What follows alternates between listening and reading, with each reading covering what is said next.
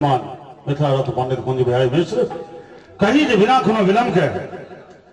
हम दूटा गीतक संग सबसे पहले पूजा के सुश्री पूजा झा के आमंत्रित करना चाहबे मंच पर और तकरा बाद हिनका से जो पार्श्व गायन करे छलखिन कोरस करे छलखिन श्रीमान ब्रह्मदेव राय जी उनका से निवेदन हो जे एक इंट्री क्योंकि लंबी फहरिस्त है यार और सुबह में कलाकार गाली किसी को नहीं देता है, सिर्फ अनाउंसर को देके जाता है। इस द्वारा हमारी मजबूरी के बुझाई। हालांकि हम देखे जे उम्र दराज लोग छी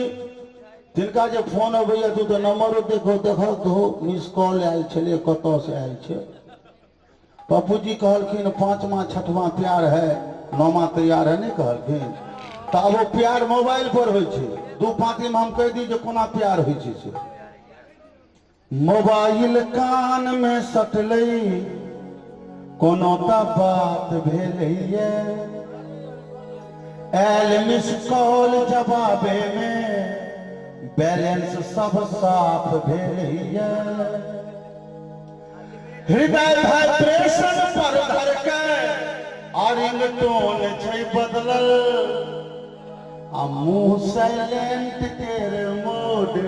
बउआ के प्यार भेलैया। तो से अखन संगीत प्यार करो प्रेम करो और मंच पर पूजा झाजी।